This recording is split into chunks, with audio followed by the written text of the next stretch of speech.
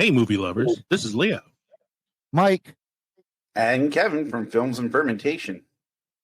If you love comedy, movies, and a good drink in hand, then you need to check out the Podnation Media Network. It's home to a variety of amazing podcasts covering everything from pulp culture to history and, of course, movies like ours. And the best part, Podnation Media Network is featured on Roku, so you can stream your favorite podcasts anytime. Alongside Films and Fermentation, you'll find other fantastic shows like the KJ&A podcast, The Undiscovered Entrepreneur, Real Sharks, and so many more. So grab a drink, press play, and join the fun with Podnation Media Network.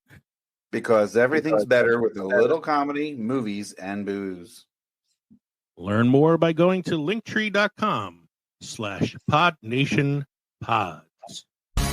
Films and fermentation, movies and inebriation with films and fermentation, comedy mixed with tasty libation. Films and fermentation with Leo, Kevman, and Mike.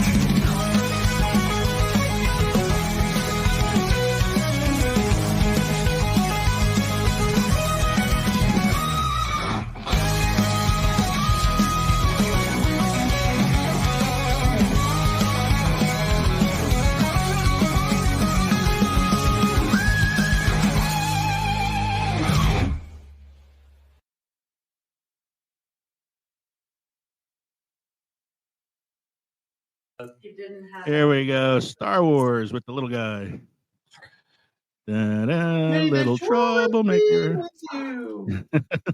There he is, Darth Freeloader. Pudgy legs. Always got the pudgy legs now. Always got pudgy legs. Hello, pudgy legs. Very cute. Hi. You want to say something? He said, Here you go. I guess he's doing a show with you. Bye, Nolan.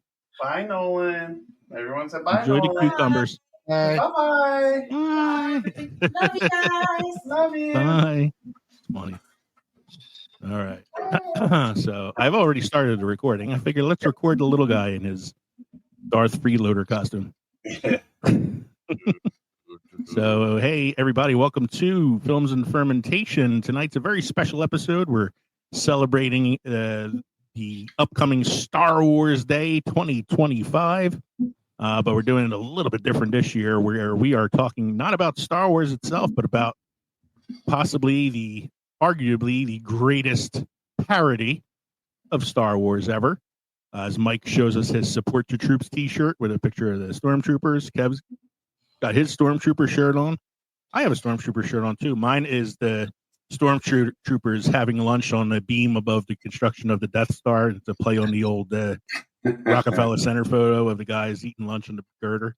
Yet it reminds me of the scene from Clerks where Randall is arguing with Dante about the contract workers on the Death Star when it gets blown up. You think the average Stormtrooper knows how to install a toilet main?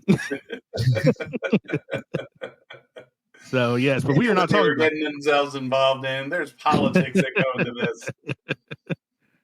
this. As a roofer, I think with my heart. So we're not talking about Clerks tonight, though. We are talking about Spaceballs. Spaceballs? Oh shit! There goes the planet. That's right. We are doing a Star Wars special this year where we're looking at the arguably, as I said, the greatest parody of Star Wars ever, Spaceballs. Once again, we are Films and Fermentation, a movie and alcohol podcast, the #1 pop culture podcast on Good Pods, and the #1 beer podcast on Good Pods. I'm Leo. I'm Kevin. I'm Mike. We're three friends who like to talk shit about movies while getting shit-faced. In this episode, the Schwartz is strong and the drinks are stronger. Definitely when you hear what I'm drinking tonight. Today, we're warping to ludicrous speed as we dive into Spaceballs, Mel Brooks's epic quest to boldly spoof where no spoof has spoofed before. It's got everything. Helmet hair, merchandising gags, and a half-man, half-dog who's his own best friend. We're cracking open cold ones and hot takes on the galaxy's funniest sci-fi farce. So buckle up, grab your can of Perrier sparkling air, and prepare for a Spaceballs to the wall good time. Buckle this. Buckle Ludicrous this. speed. Go. Even in the future, nothing fucking works. We're going too fast there. We got to slow down first. My brains are going into my feet. Don't forget, you can drop us an email at filmsandfermentation@gmail.com or visit linktree.com/filmsandfermentation to find all of our social media and podcast links. Become part of our family because we are now part of the Podnation Media Network on Roku. Or you can subscribe to our Substack newsletter, the Films and Fermentation Substack. We are an independent podcast, which means we are listener supported. So please consider joining our Patreon for as little as $1 a month to receive members only content. That's right. For a $1 donation, Mike will help you get your Schwartz untwisted. Yes, I will use it. I will use a twister wheel and make you the right spots and then untwist your Schwartz. Go to patreon.com/films and fermentation or purchase our merchandise at teespring.com or text us at 904-867-4466. We got a quick shout out to Good Morning Earth at WKMURA Diopod on X, who it's a radio pod, WKMU Radio Pod on X, who recently That's a lot of followed letters. us. I just started drinking. That's a lot of fucking vowels. Who recently followed us and reposted a review that we received on Podchaser from the Underground of Promoters, who gave our recent soundtrack episode a very favorable review. You can check that out at podchaser.com. What are we drinking tonight? Gentlemen, I've been dying to tell you my drink, so I'm going to go first tonight. So I themed my drink. I have a Spaceballs themed alcoholic beverage. It is called Ludicrous Speed. It is consisting of gin.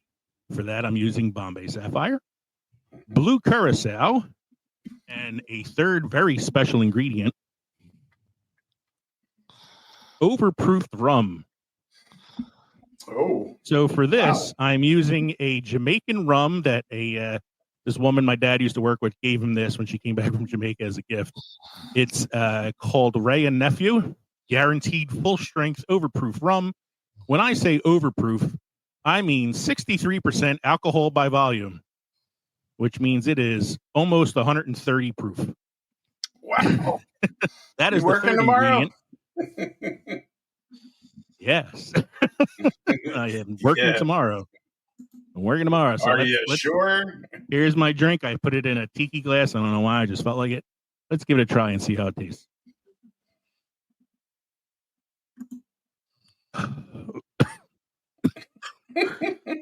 Smooth.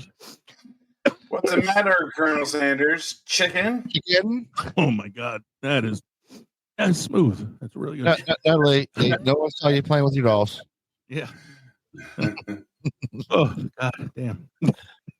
This is an Yeah, unlicensed wall. with the exception of the blue curacao, is there anything that gives it any flavor? I mean, aside from the alcohol? So I've had that There's no overproof rum mixer? before. That overproof rum is good. Like if you just feel like getting drunk, you just take a couple shots of it and then you wake up 3 days from now. So it's so powerful that it destroys any taste buds you have. So you really don't need a taste for it. It's just Okay. It's just, tomorrow I'm just going to have a rough day. So why don't you guys go next? Bunch of Ed puzzles, ladies and gentlemen. I'll go. I have. I know that we're dropping on May 5th, May 6th. Whatever next Tuesday is. Whatever May- next Tuesday is. I yeah. believe that's May 6th. That might be my brother's birthday. May 6th. Okay. Close enough to May 5th, otherwise known as Cinco de Mayo. Cinco de Mayo. So I am getting my margarita on in my Preston and Steve class. So Nice. this is Preston and Steve, not a sponsor. not a sponsor of the show, just a favorite radio show of mine. It's Jose Cuervo Silver, and I believe it's the Jose Cuervo mixer. Michael, what do you got going on? I've got a nice fancy Cape May IPA. Mm. All I got going on tonight, guys. 6.3 volume. I've had a rough week. I have not had time to do shit. I barely got the film history done today. Like an hour before the show. So yeah, I didn't have time to try to figure out something. What's the beer? You said it's an IPA. What's the name of the? It's Cape May. Cape May Brewing. Oh, Is it IPA. crab one, the one with the crab on the cover? Yeah. Yeah, that's it. Yeah, I've Cool. had that before. It's not bad. Yeah. It's very good. All right. Speaking of the of Mike's film facts. This week in film. I'm sorry, did I cut you off? Yeah, my cup of holding. So Oh, okay. Here you go. holding. Keep it cold. Yeah. Okay. Speaking of Mike's film history facts. This week in film history with Mike.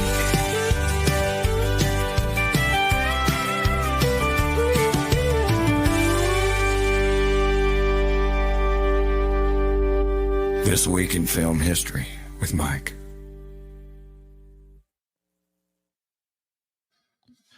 In 1939, FDR becomes the first United States president to premiere on TV when NBC RCA television broadcasts the opening of the 1939 New York World's Fair. Yeah. I was sick that day. I don't remember that broadcast. The president's on. He's on every one channel.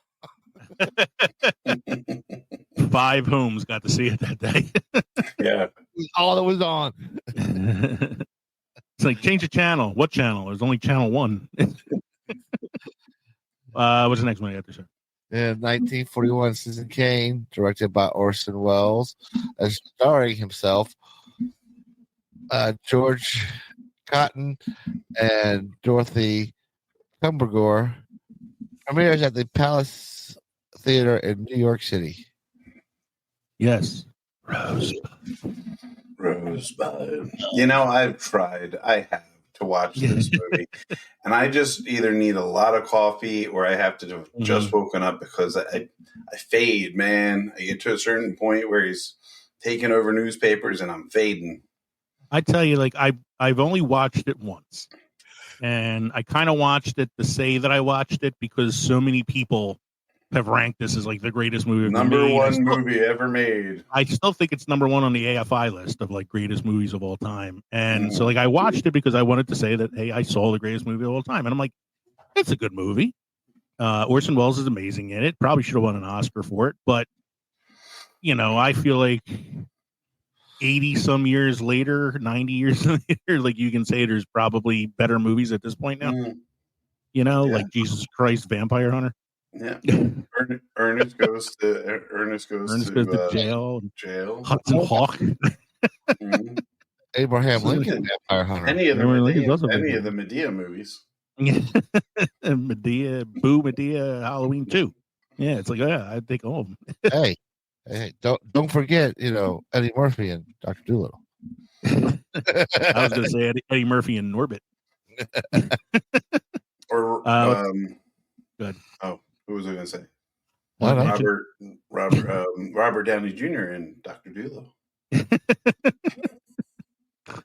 All righty, moving on. Now that we've shit all over the legacy of Citizen Kane. Yes. In 1946, The Postman Always Rings Twice, film based on the novel by James M. Cain, directed by Tay Garnett and starring Lana Turner and John Garfield, is released. Again, my pre-1960 movie knowledge is not complete, so not one that I've seen. I'll say this. The postman never rings in my neighborhood. I'm lucky if he can just get it in the mailbox. He's a little bitter. He reminds me of the mailman in Funny Farm. You know, the one that always... Where he drives down real fast and just tosses it. The only way I know that my mailman has been here is because he walks across my lawn speaking loudly on his phone, on speaker. Yeah, he doesn't walk around the driveway. He walks across my lawn to get to the next house. So that's why I don't have to worry about it. Mine just drives down, stops, throws the stuff in the box and drives to the box. You got one of those mailmen that every mailman wishes he could be, the guy in the car all day. Yep. What's the next one you got, sir? In 1997, Austin Powers, International Man of Mystery, starring Mike Myers and Elizabeth Hurley, is released. It was a good enough movie. It's campy. It's, you know. I make you horny, baby. I make you horny. $1 million. $1 million. I can watch it now and I'd still laugh. It's you know, not taking home any Oscars. It's just funny. Like a lot of people, I didn't see this in the theater because it was like such a weird movie to be released. But I remember I was up late one night trying to write a paper for college, and this was on, and so I just had to watch this instead of write my paper. Kind of glad I did. My favorite part of this looks movie, like a giant Johnson. My favorite part of this movie is when he and Scott are at the father-son therapy session, and he gives them the whole backstory on his life, which is a completely ad-lib monologue from Mike Myers. At the age of 12, a Zoroastrian named Viema ritualistically shaved my testicles. It was quite stimulating. You ever had a shorn scrotum, gentlemen? It's breathtaking. And it's Carrie Fisher in that scene, too, playing the therapist. God, what's the next one you got there, sir? In 1999, The Mummy, film directed by Steven Sommers, starring Brandon Fraser, Rachel Weisz, and John Hannon, premieres in the U.S. Great movie. One of my all-time favorite. I guess you call it a horror movie. It's not a horror movie, but you know, it's got the horror. It's got the monster, the mummy, the monster. Really well done. Funny, action-packed. Rachel Weisz. Yes.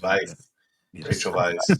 Rachel Weisz. I don't know what this one symbol is. What does it look like? A bird, a stork. It's like this is where the Universal when they were trying to do the Universal Monster Universe.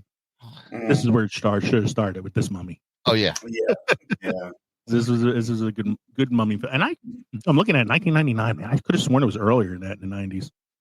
I didn't think it was that late, but next one, sir. 2000, Gladiator, directed by Ridley Scott and starring Russell Crowe and Joaquin Phoenix, premieres in LA. Best Picture 2001. Are you not entertained? Are you not entertained? Also, best actor. What we do in life echoes for eternity.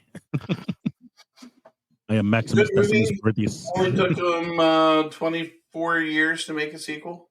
Yeah, it was okay. Anybody see the sequel? Yeah, it was okay. Was it okay? Yeah, Denzel Washington was the best part of it. He was really good in it. The rest of it was like not Pedro Pascal. Not Pedro Pascal. I mean, he was good, but it was kind of like the Viper character from Game of Thrones, but in Rome. We have some movies celebrating anniversaries this week, the week of May 1st through May 7th. It's the 20th anniversary of one of our favorite comedy sci-fi films, The Hitchhiker's Guide to the Galaxy. Who cares? So long and thanks for all the fish. No one really cares. Yeah. It's the 50th anniversary of One Flew Over the Cuckoo's Nest, starring Jack Nicholson, and the 75th anniversary of Sunset Boulevard. I'm ready for my close-up, Mr. Yes, ready for my close-up. All right, so that is our week facts for this week here. Let's move on to some beer news.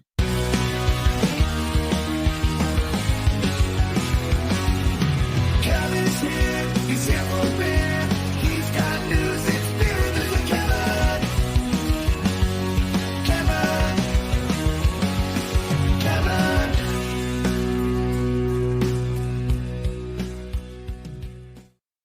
I'm not going to dig into this too much because we gentlemen can appreciate a good hard cider, hard apple cider. While Anheuser-Busch is bringing back the Busch Light apple beer.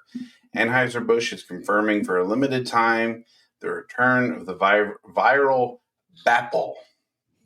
After 3 years of fans begging for the return of the product, the brewing company has finally delivered, and here's what we know. Who are these fans begging for its return? Because it wasn't me.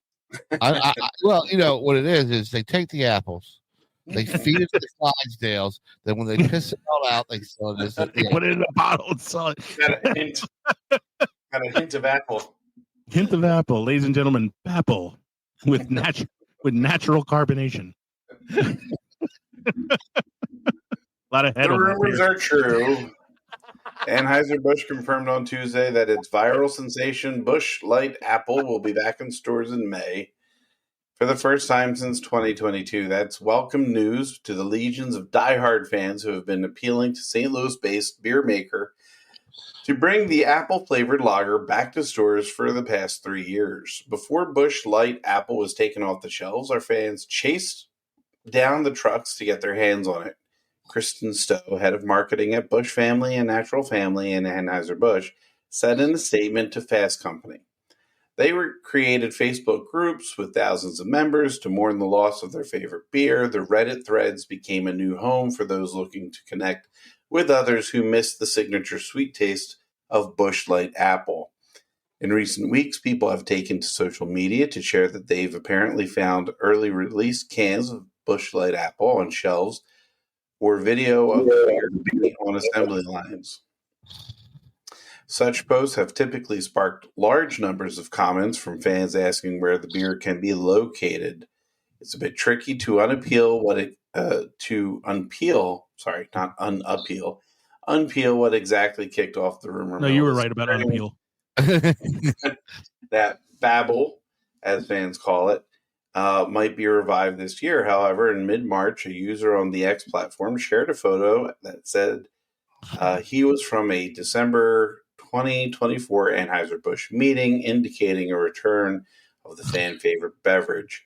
That photo was subsequently shared widely across various social media platforms. To be fair, fans were hoping it would be a sign of good things to come as far back as October when Busch Beer celebrated National Apple Day with a photo of a bushel of beer and apples on Instagram. 1 in every 3 comments on Busch Light's social posts is from fans urging us to bring back Busch Light Apple, and we've read every single one, Stowe added in the statement. But the good news... All 4 letters. comes news that might disappoint. The company promises that Bapple will only be available while supplies last and urges fans to stock up. Boy, is that really trying to push the market. That said, Busch tells Fast Company that fans can expect to see the beers in stores all summer long. And there's a lot more that goes into it, but I think we're fine with what we have. You can visit the Busch website and put in your zip code, and they'll be able to tell you which retailers will be carrying the Bapple or the Busch Light Apple beer for you if you so choose. You could brew it at home and just eat a couple of apples yourself and take a piss into a bottle. You could, but who has time to brew at home?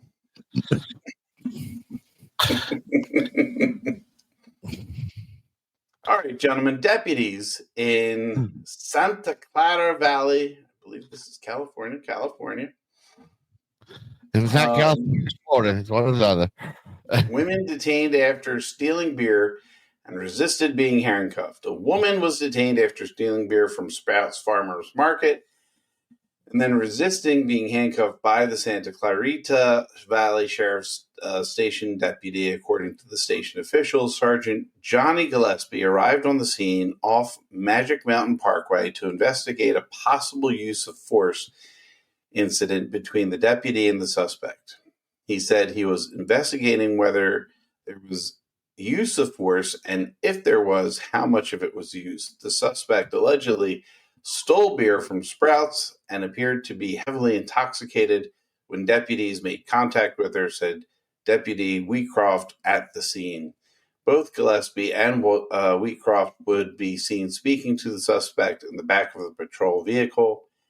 At the time of the story's publication, the incident was still being investigated at the scene.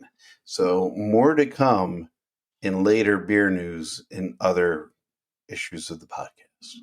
Dun, dun, dun. This just in, I don't know how many of these ludicrous speeds I can drink tonight, but I know how much it takes me to start feeling buzzed. I'm watching you, man. You're doing little circles in your chair like you're spinning. Yeah, it should go real well.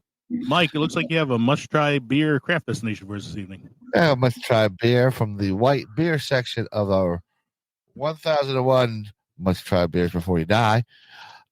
This is a Chaser Weissbier Hefetrus from Germany. It was first brewed in 1764. Has an ABV of 5.5. The tasting notes are in the glass. This Chaser Weissbier Hefetrus is cloudy orange with a lively, firm, large white head. The aroma is somewhat spicy, but otherwise fairly standard for a Weiss beer. On the palate, it has a pleasantly fruity, malty taste and finishes with a slightly bitter note. Have you tried this? I have not. Not that particular brand. So it's one you gotta try before you die. I wish we had like smell-o-vision so you guys could just smell this drink. It's like flames on the side of my face. Out of my face. I may actually need to add like Sprite or something to that. I was saying, man, it needs a mixer. I can't believe it's all that alcohol. All alcohol. Well, It needs a little bit of something to cut Jesus. Did you want to try putting it on like the paint on your walls and see if it starts to peel? I could try it during the break here. So our main segment. What you saying, Mike? Put some ginger ale in there during the break. Yeah, I could do something. So our main segment tonight, we are looking at the greatest spoof of Star Wars of all time, Spaceballs. Here's a little trailer in case you have no idea what Spaceballs is. The air shield, 10,000 years of fresh air. Must get through that air shield. We will, sir. Once we kidnap the princess, we can force her father, King Roland, to give us the combination to the air shield, thereby destroying planet Druidia and saving planet Spaceball. Everybody got that? Spaceballs, the movie. Princess Vespa spaceship within range, sir. Good.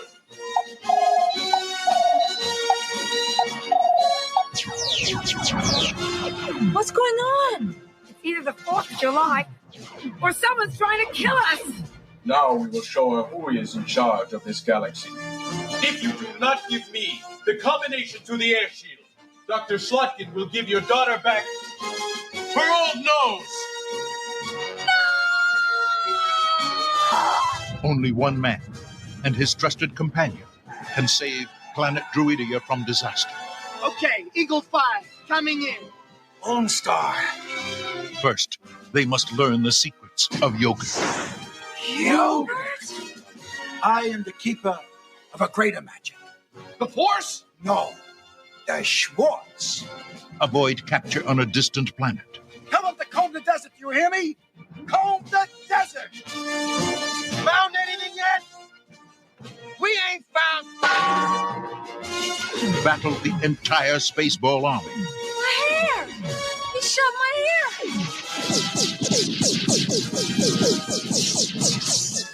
Holy...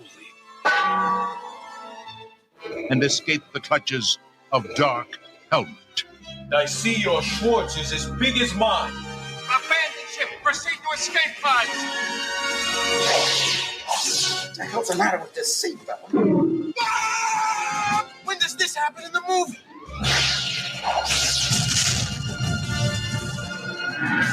Give me paw! Spaceballs, the movie. How do I know you're not making faces at me under that thing? That's our show tonight, folks. Thank you for joining. Great movie, but I have to say, 80s trailer sucked. Especially because there's just, it's so bad. All right. So that was the trailer for Spaceballs, as Kevin said, one of those awful 80s trailers. See, Mike, I'm paying attention. So while the trailer was playing, I ran to the fridge and grabbed a Sprite so I could cut my drink a little bit. So I downgraded from a ludicrous speed to a ridiculous speed. And got a little bit of Sprite in my drink now, so hopefully I don't pass out before the end of the show. He's gone to plaid. Getting there. So, again, we are talking about the seminal 1987 classic Spaceballs. According to IMDb, here is your synopsis. A star pilot for hire and his trusty sidekick must come to the rescue of a princess and save planet Druidia from the clutches of the evil Spaceballs. Funny, she doesn't look Jewish. Doesn't look Jewish. Yeah, I don't know if that synopsis would make me want to watch this, though, if I've never seen it before. If you take off the planet Druidia part, it actually sounds like basically any like space opera that's ever been made. Yeah, it sounds like that too. Before we get to my synopsis that I wrote for it, why don't we look at the stats, which are underneath that there. According to Rotten Tomatoes, this received a 52% critic score and an 83% viewer score. Not shocked by that at all. I'm shocked about the critic score being that low. I'm not. This does not sound like a critic darling movie, you know. Unless you're somebody who's just like a critic who's a fan of Mel Brooks to begin with. Like, I don't think if you like camp, you're good. No, I'm talking viewer the viewership. The viewer 83%, that makes sense to me. That'd be a little higher. I don't know. I mean, there are people who don't find Mel Brooks funny. There are people who are not Star Wars or sci-fi fans or whatever. Well, Adrian doesn't find Mel Brooks that funny, but she loves Spaceballs. This is my wife's favorite Mel Brooks movie, and she doesn't even like Star Wars. Shame on her. It's a 7.1 out of 10 on the IMDb rating. And here are a couple of reviews that I called from Rotten Tomatoes. On the positive side, this is from Rich. He's a viewer who posted a review on Rotten Tomatoes. Unquestionably the greatest movie of all time. So he definitely gave it a good rating. And Terry Lawson of the Dayton Daily News said, "It is with a great deal of pleasure that I inform you that Spaceballs is twice as funny as the title, and that it is funny from blast off to splashdown." And then, of course, I always have to pull out some negative comments too, just for the hell of it. So let's look at the critic one first. Just so that we're unbiased. Yeah, just so we're unbiased. Malcolm Johnson of the Hartford Courant writes, 3 problems rob Spaceball of its intended zany bounce: spotty writing, slack direction, and some second-rate casting. Whew, he's really down on. Yeah, he's down on John Candy and Bill Pullman and come on, man. Rick Moranis. So the viewer review on Rotten Tomatoes from Tiago was actually in Portuguese. I had to translate it into English. Jesus. But this is what the review said. Cool movie. The script is nice. The movie parodies movies like Star Wars as the main parody. 2001: A Space Odyssey, Alien, Planet of the Apes. The movie also makes use of the fourth wall, which is good in the movie. There was a good scene where they parodied their own movie that wasn't even released, and even selling things from the movie itself, like dolls and toys from the movie. The bad thing about the movie is that it focused too much on Star Wars instead of making several parodies. With all this, I recommend this movie 1 star out of 5. What? I recommend with 1 star out of 5. I don't think Tiago knows how the star system works. And also, he talked about all the movies that they parodied and then said they didn't parody enough movies. So there's that.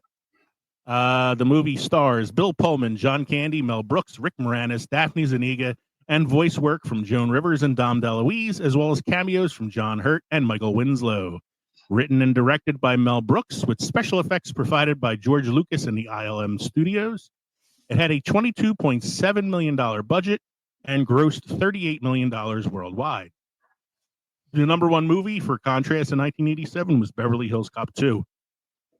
Spaceballs finished number 24 at the box office that year, between Blind Date at 23, a much-forgotten Bruce Willis movie, and Star Trek 4 The Voyage Home at 25. That's the one about the space whales. Hey, that's not the one with God, at least. No, it's not the one with God. That came out a couple years later. So that is just a little bit of a background on the film. Let's take a look at my synopsis now, and I gave you guys a copy of it, so feel free to jump in if I forgot anything. Like I said, I rewatched this the other night, and as I'm watching it, I'm like, shit, I forgot that. So I was adding things in, and then eventually I got lazy and just started like writing really short notes. Stop looking at your synopsis as soon as we got to page 17. So I rewatched this on BBC America, where the movie was so edited, it was like actually a half hour shorter. Oh, Jesus. Like with commercials. We ain't now. So, opening crawl. Long time ago in a galaxy far, far away, ... If you can read this, you don't need glasses. Q, Spaceball 1, the galaxy's largest ship. Compensation? Probably. Planet Spaceball is running out of air because plot. President Screw, played by Mel Brooks, is in charge, which is like electing a used car salesman to run NASA. Ironic. That's what Kevin said he looked like in that photo I showed you guys earlier. Yes. Enter Dark Helmet, played by Rick Moranis, half Darth Vader, half insecure man-child with asthma. His helmet is bigger than his evil plans. Compensation? Meanwhile, on the peaceful planet Druidia, Princess Vespa, played by Daphne Zuniga, is fleeing her wedding because her groom has the charisma of room temperature Jell-O. I always thought Daphne Zuniga looked like my cousin Mary Kate. A little bit. Yeah, a little bit, right? A little bit. Does anybody know who plays Prince Valium? Oh, that's Monroe. Monroe, yeah. Jim J. Bullock from Too Close for Comfort. Too Close for Comfort, yeah. Yeah. Vespa brings along Dot Matrix, a C-3PO knockoff with Joan Rivers' voice, and zero patience for male stupidity. She's captured by a bunch of assholes. Keep firing, assholes. I knew it. I was surrounded by assholes. The King hires Lone Star, played by Bill Pullman, a broke space mercenary with a Winnebago, and his Chewbacca-like sidekick Barf to rescue her. Said sidekick Barf, John Candy, is a Mog, half man, half dog. He's his own best friend. The gang goes on a rescue. Okay, what were you gonna say? I said the tail has a mind of its own. Tail has a mind of its own. They said that, so the ears and the tail were remote controlled, obviously, by the special effects team. And Mel Brooks had them moving the ears around so much, they told him he had to stop because it just didn't look realistic anymore. He just wanted them to keep moving the ears around. The gang goes on a rescue mission because they need the space bucks to pay back local gangster Pizza the Hut. Pizza? No. Orders out of you. Pizza's gonna order out. You. Scroob's evil plan. Scroob's evil plan: steal Druidia's air by kidnapping Vespa and demanding the combination to the planet's air shield. Why didn't anybody tell me my ass was so big? 1, 2, 3, 4, 5. Next, we learn about the lack of bleep, sweeps, and creeps. The what, and the what? You know, the bleeps. Boop, boop, boop, boop, boop. The sweeps. And the creeps. Boop, boop, boop, boop, boop. That's not all he's lost. Ludicrous Speed is next. And they've gone to Plaid. They overshot us by a week and a half. To escape Helmet's clutches, the heroes crash land on a desert planet that's one copyright lawsuit away from being Tatooine. Giant luggage is easier to carry once you expel the industrial strength hairdryer. My industrial strength hairdryer, and I can't live without it. See, I told you, Slider. Oh, yeah, I could carry like 3 or 4 of these now. You said one more dude, 3 dudes ago.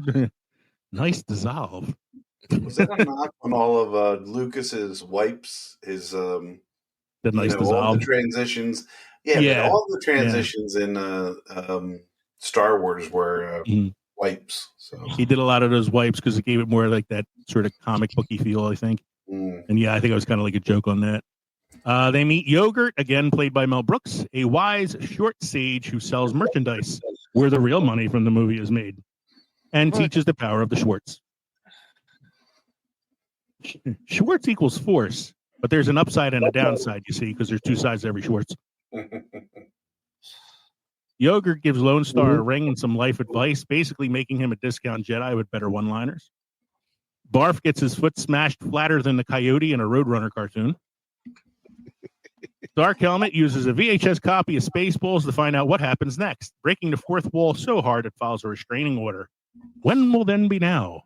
Soon. Comb the desert, but they ain't found shit. Eventually, Dark Helmet uses the old pretending to be Vespa's father trick to draw her out and abduct her. No, sir, I didn't see you playing with your dolls again, sir. Give us the combination or we'll give your daughter back her old nose. Spoiler, the code is 12345, a.k.a. the same combo as an idiot. I mean, President Scroob's luggage. Classic. The Spaceballs transforms their ship into Mega Maid, a giant vacuum cleaner ready to suck the air out of Druidia. It's very subtle. Suck. Suck. Sir, she's going from suck to blow. Lone Star goes full hero mode, infiltrating the ship, battling Helmet in a Schwartz-off, where we find out the big twist. That Helmet is Lone Star's father's brother's cousin's former roommate. What does that make then? Absolutely nothing. A self-destruct sequence is triggered because that's how all good space stories climax. Get back here, you fat bearded bitch.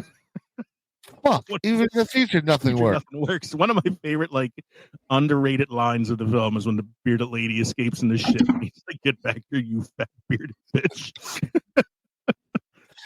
And yeah, so everybody bails in time except for the bad guys who have one last chance to hit the cancellation button, which is out of order because fuck, even in the future, nothing works. They are blasted into space with the head of Mega Maid. The villains land on a planet run by apes because Mel Brooks isn't done roasting sci-fi yet. Oh shit, there goes the planet. Cut to a space diner, a cameo from John Hurt, and a show-stopping performance from the cutest chest burster ever. Hello, my baby. Hello, my darling. Hello, my girl. And I love that the whole John Hurt. Oh no, not again. I said, he's feeling around at all the trees. And he says, I think we own Pluto. And I said, how do you know that? And he said, because of the bark, you dummy. Because of the bark. The hell with the water. Get this man some Pepto-Bismol. Lone Star learns he's royally. What's that say, Mike? I think I'll change mine to the soup. Good move. Space special or space soup? Lone Star learns he's royalty and promptly proposes to Vespa because plot convenience is a beautiful thing. Roll credits, buy some merchandise, and remember, Spaceballs 2, The Search for More Money, may be on the way. Going to be written and starring Josh Gad. So that was my synopsis. I think I did pretty good at getting everything in there, including some of the stuff I forgot. Did I miss anything? Mike's falling asleep. No, I'm not falling asleep. No, I think you got everything. Mike's got nothing to keep him awake. There's no NFL draft tonight. I know. His phone's not chirping left and right. I can make you feel better, Mike. Dun, dun, dun, dun, dun, dun, dun. So, you know what? I did see him last week. He put himself aside, made a phone call. Next thing you know, Deion Sanders is getting picked up by, Was Mike going to make the prank call to Shadir Sanders? Mike was making the prank calls too. Is your refrigerator running? Well, you're not getting on my team.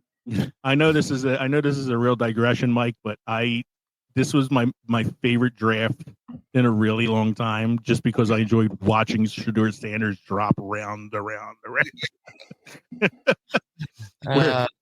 Deion Sanders is like, I'm guaranteed he's going to be picked in the top 5, and then somebody in the comments wrote, "Yeah, top 5 rounds."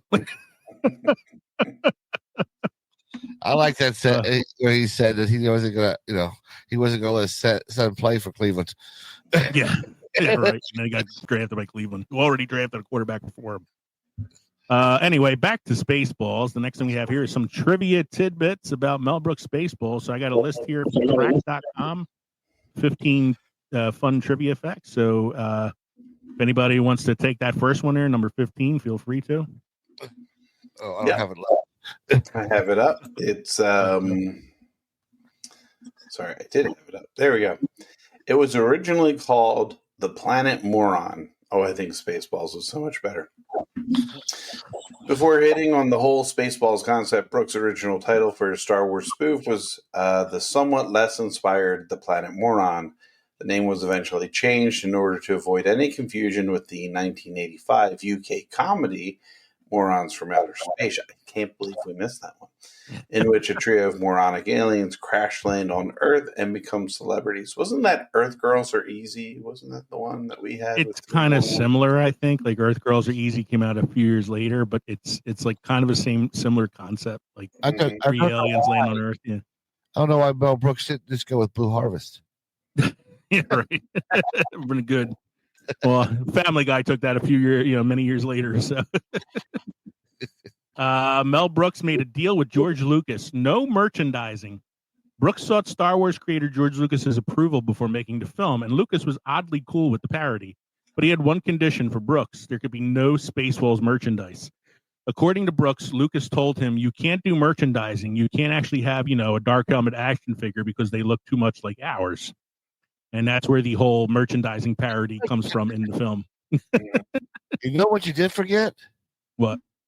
Spaceballs, the flamethrower. The flamethrower. The kids love this one.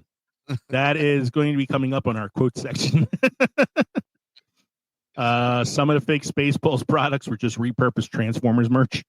You can see it in the background. Like there's like a lunchbox. It's got like Optimus Prime on it. There's a novelization written by R.L. Stine. Interesting. Weird. Yeah. I wonder how that goes. I'll do number 11. Go ahead, do number The 11. wanted Tom Hanks or Tom Cruise to play Lone Star. I see two careers going in very different directions. I see a much different movie. I see Tom Cruise taking it way too seriously and having to include a scene of him running. And Tom Hanks, I don't know about Tom Hanks. Tom Hanks probably could have done it. He would have done okay, but I don't think he would have had the career he had today with this. No, and I don't think, like, as funny as he can be, I don't know if this is really in his wheelhouse. He would have been standing in Area 51 saying, "Today is our independence." What do you think? And you think Bill would have been doing Forrest Gump? Bill Pullman would have been in Philadelphia. And doing Forrest Gump? Yeah, right. Number 10 there, Mike. Can you take that one for me? Don't have it loaded. Oh, never mind. Because if Pullman I load it, I'll crash. Okay. Pullman didn't see Star Wars before making Spaceballs. What? How did the man not see Star Wars? Like, he was alive when Star Wars came out. He's probably a teenager when Star Wars came out. Yeah. Oh, man. The only people who really haven't seen Star Wars are the people in Star Wars. And that's because they lived the Star Wars. I was there. I don't need to watch it. I was there. No, How I Met Your Mother fans out there? That's a line from How I Met Your Mother. That was number 10, right? Number 9. Brooks nearly take died. That one there for you because the screen just froze on me. Go ahead, what'd you say? Brooks nearly died because of the yogurt makeup. I'm guessing this is a very Wizard of Oz kind of thing. The makeup gave Brooks a life-threatening rash, just like it did for the Tin Man. Even though he was told it was non-toxic. So he says, "I'm supposed to chalk it up to show business, but I nearly died." Yeah. Well, it was only non-toxic as long as you're not a Jew. John Hurt agreed to make. Oh my God! John Hurt agreed to make a cameo because of the Elephant Man. Elephant Man was produced by Mel Brooks. Yes. Oh, was it? I did not know that. He did not include his name on the credits because he didn't want people thinking it was a comedy. Okay. But it was produced by Brooks Films. How about that? Yeah. You take the next one, Kev. My screen's freezing on me. There's a terrible animated sequel series. When did this come out? Spaceballs 2, The Search for More Money, never got made, but we'd had the follow-up cartoon in the form of Spaceballs, the animated series, which was aggressively bad. Oh, now I need to watch it. Now I remember me the how bad it series. is. I need to see it. I remember the series. It was like it was like one of those after school cartoon things. Remember, like we talked about this before, how like in the 80s, all these movies were made into cartoons that should have been cartoons. Rocky. So there's Rocky, RoboCop. There was Spaceballs. There was a Police Academy cartoon. So there's all these like cartoons that were made out of these like somewhat adult products. Yes. So I remember. I never watched the cartoon, but I remember it. I still don't remember the Spaceballs. All the others, yeah. Spaceballs never came up. Spaceballs billboard was rediscovered in 2018 in Toronto. It was like I see. Okay, because it was like under another one. It was underneath something else. How about that? Check that out. We were robbed of Spaceballs Legos. His screen is frozen, and if he looks somewhere else, it's not up. He'll crash. Okay. No, I'm not telling him to read it. I'm just saying I think he would like this fact because Mike's a Lego guy. Oh, okay, yeah. Mike, we were robbed of a Spaceballs Lego set, man. Well, he couldn't merchandise, so that's right. Well, merchandising. Fans submitted plans for Spaceball Lego to the set to the company's ideas page. Received a minimum. Received a minimum of 10,000 votes required to warrant the company's consideration. They opted not to mass produce any Spaceballs merch, possibly out of respect for Brooks's promise to Lucas. But it's a really cool picture of the Winnebago. King Roland's castle was on actual currency. The castle used for Druidia is Neuschwanstein Castle in southern Bavaria, and is on the €2 coin. Now, Mike, you know this one. The They Ain't Found Shit guy is the future Star Trek star. Yes, it was. That's Tuvok. He's Tuvok on Voyager. Rick Moranis improvised the doll scene and had a fever when he was doing it. Oh. Your helmet is so big. Yes, no, yes, no, yes. And ironically enough, since he almost died from the makeup, when they meet Yogurt for the first time, it's an homage to Wizard of Oz and was filmed on the same soundstage as the Wizard of Oz. Check that out. Okay. All right. So this article keeps freezing on me, so thank God we're done with it. Mm-hmm. And time to pull up the next one, which is favorite quotes from the film. I don't know if we even need this or not, because I think we all know all the quotes from the film. Honestly, I think we said most of them. Most of the quotes. Yes. So number 30 on the list. What happened to then? Then is now. Now is then. When will then be now? Soon. How about, are we being too literal, sir? Mm-hmm. No, he said comb the desert. We're combing the desert. What did you guys find? We ain't found shit. I don't know why they started this one out. It's Megamaid, sir. She's gone from suck to blow. Why did they don't know. It's not edit the word suck.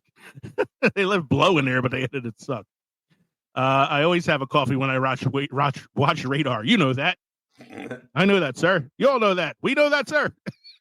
Yeah, well, I got to give a little shout out to Bad Movies Rule podcast. Every time they have to do like they have to discuss like an expo dump in one of their movie reviews, they always play a clip of Dark Helmet going, "Everybody got that?"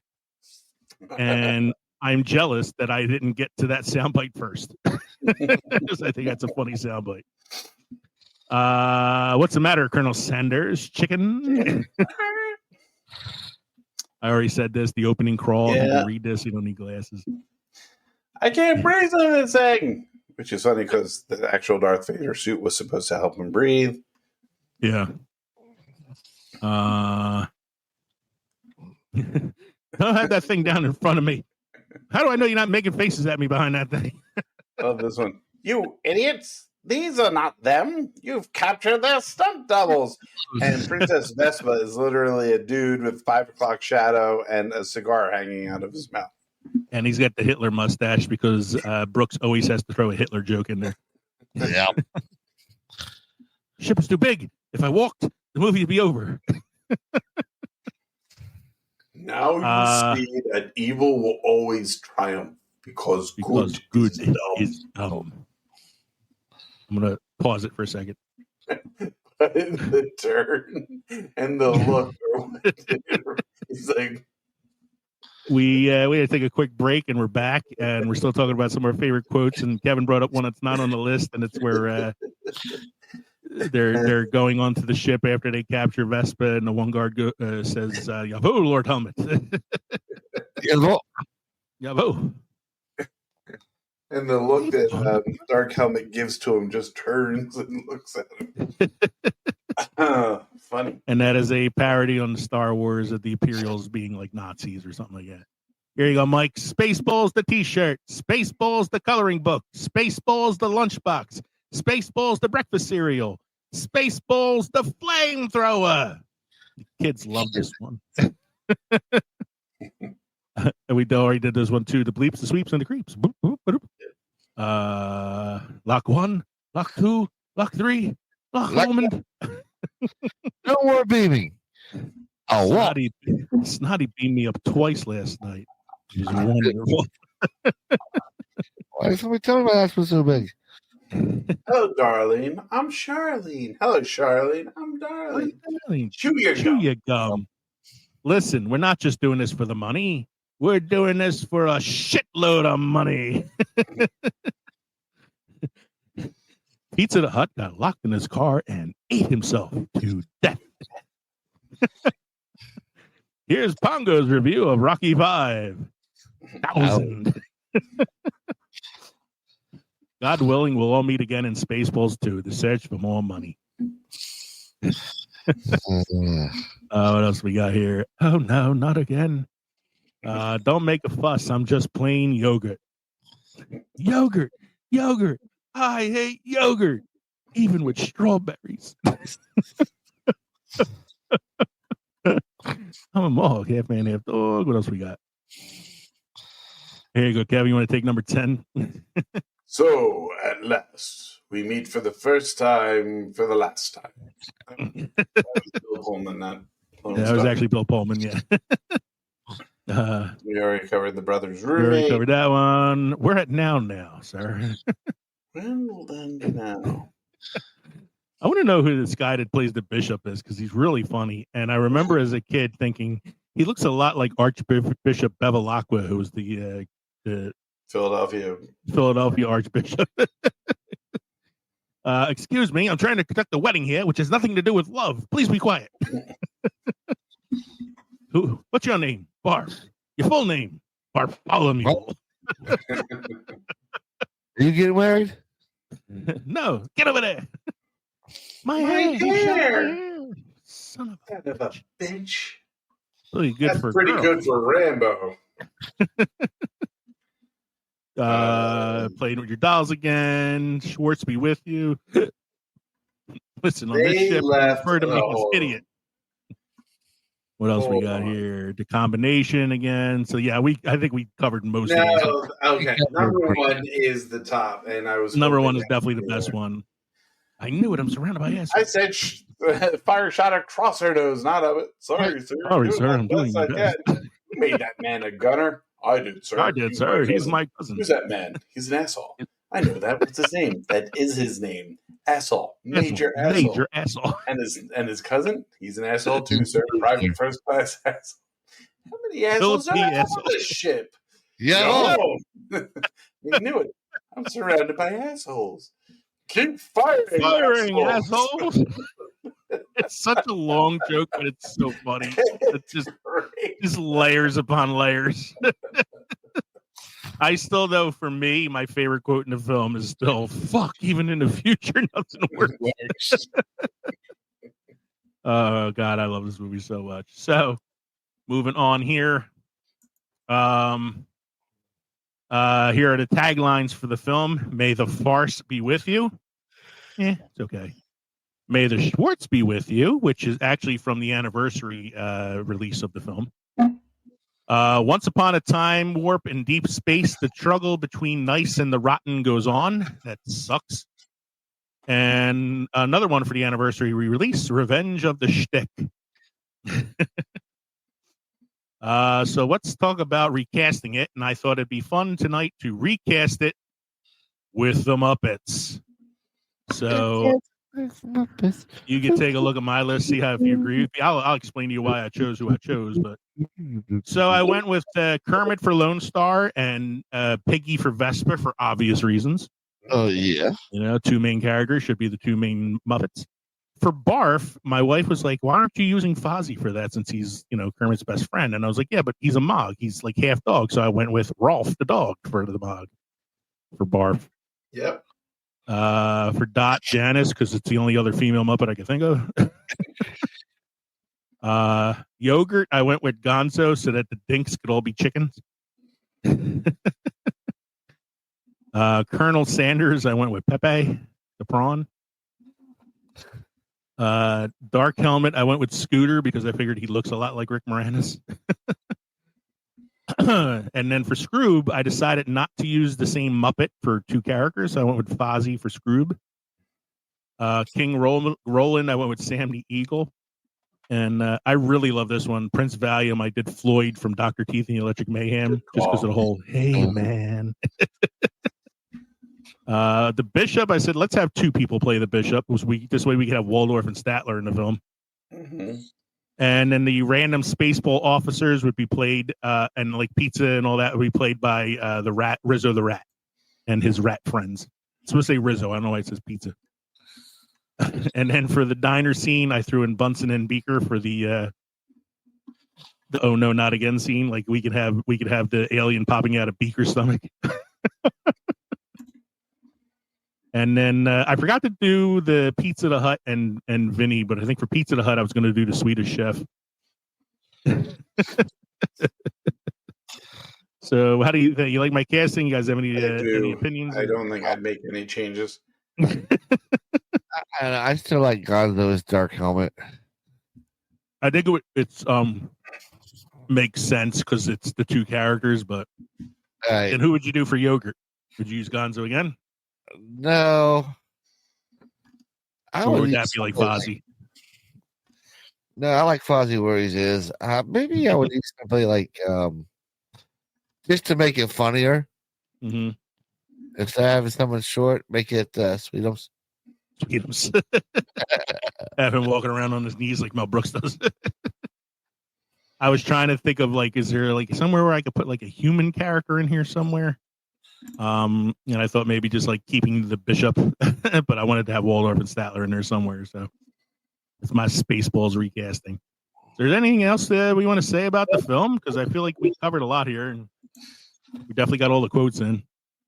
And it's not the first time we've covered it. We've covered it way back when on our Mel Brooks episode. Yeah, we did back in the first season. It was our first look at the career of a director. We did the career of Mel Brooks. And so we talked about Spaceballs all the way back then, yeah. Before we get to the beer trivia, so I don't forget, how are our drinks this evening? Delicious. It's the temperature is now reflecting margarita season, so it kind of worked. Mine's like I said, after drinking enough of it, you forget that you're drinking it because you can't taste anything anymore. So I'm not sure if I'm going to wake up tomorrow. I hope I do. I got to work, but the Sprite, ginger ale, whatever it was, help a little bit.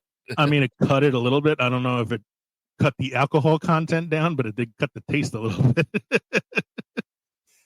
I'm only feeling slightly buzzed right now, so I'm not falling out of my chair yet. Yeah. And Mike, you had a IPA from Cape May, right? I had to finish them all. Sound disappointed. It doesn't have anymore. Well, I'm not a big IPA guy, so you know. Do you have any beer trivia or history for us this evening, sir? I do. In many people, beer simulates gastric acid secretion, which means excessive and prolonged drinking can result in heartburn. Beer itself is also slightly acidic, with a typical pH range of 4.1 to 4.5. Sour beer styles such as Lambic and Berliner Weiss, of course, device, of course, have a lower pH. How many beers did you have, Mike? Had- 2. yeah, but it's been a rough week, so you know. We have a cinema quote of the week. Every country gets the circus it deserves. Spain gets bullfights. Italy gets the church. America, Hollywood. That's from Erica Jong. I'm not going to say anything. I don't want to get in trouble. Oh, I wanted to say it too. I had a couple comments I wanted to make. A couple comments going for that one, but I bit my tongue. I try to keep the politics out of the show. Anybody not sure who Erica Young is? She's an author and satirist, probably best known for a novel called The Fear of Flying. Thanks again for joining us tonight for episode 193, Spaceballs. The Spaceballs. We hope you enjoyed listening to the podcast as much as we enjoyed recording it for you. Remember, you can drop us an email from fermentation@gmail.com. Visit fermentation for all our social media podcast links. You can watch us on YouTube. You can watch us on Rumble, or you can watch us on the Podnation Media Network on Roku, or you can subscribe to our Substack newsletter, Films and Fermentation Substack, or follow us on patreon.com/Films and Fermentation, or text us at 904-867-4466. Join us next time around at the crossroads between pickled and fermented. For episode 194, we're calling this one Cinema, Sips, and Sentience, AI in Film. We like to make a lot of jokes about the rise of AI and stuff like that. And this was one of Kevin's. Dave.